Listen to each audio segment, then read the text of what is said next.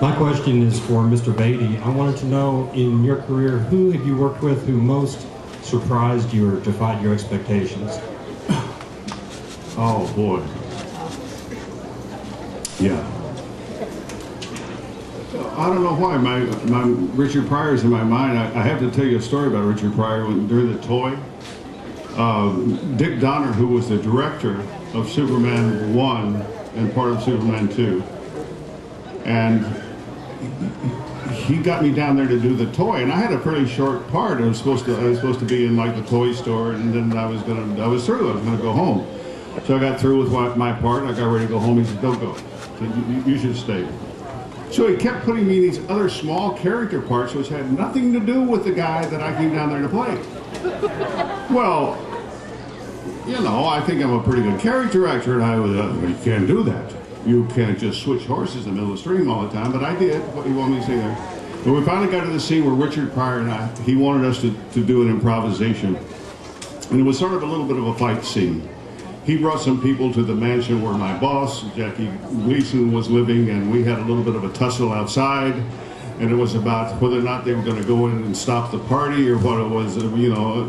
And I'll tell you what, during the middle of an improvisation scene, he started saying the lines that I was thinking in my head. And I would think the line in my head of why he couldn't go in. He says, "No, I'm going to do this, even though you say," and I thought, wait a minute, I'm sorry, this is tricky. That's why he makes us laugh so easily. It's because he knows that what we're thinking has nothing to do with what he's thinking. And I must tell you also that I've worked with one other person who also does a lot of stand-up work and does comedy, and that's Lily Tomlin. But Lily is the same way. You can be having a conversation with her and she'll suddenly tell you what you're thinking. And it's a little freaky. We love Lily. Well, my question is for Mr. Beatty. Sometimes I think about the Otis theme from the original Superman movie. And it seems odd to me that there was no Lex Luthor's theme, but do you ever think in your everyday life that music when you're going about your everyday and just kind of hum it to yourself? And how does it feel to have your own theme written for you? Awesome. I suspect there's a lot of music in my head, right? Okay, and that's there too. But yeah, music is going on in the gorge a great deal of the time, and I suspect some of it is Otis theme. Yes. This one's for Ned. What was it like working with Mark Wahlberg on the set? It was good.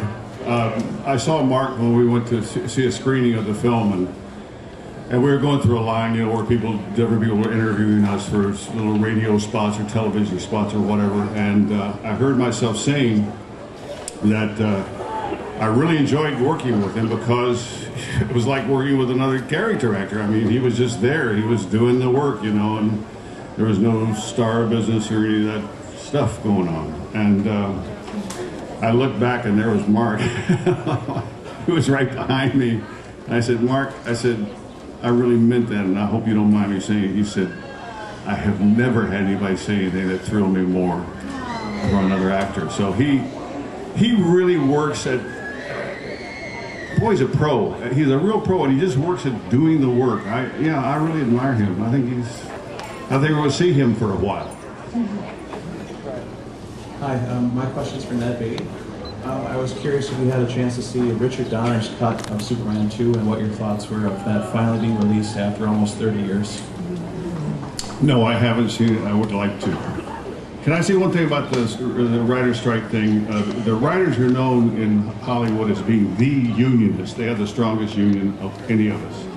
And I think that's why they got pushed out front to do the first deal making with the producers. And our feeling pretty much was that they got it, but the rest of us could get it. And otherwise just leave it alone because they're so much stronger. They stick together so much better than like actors stick together, sort of, you know. When it looks good. When it looks good. Anyhow, what was the question? Oh, I really did answer. I haven't seen it yet, but if Dick Donner's involved in it, I would love to see it.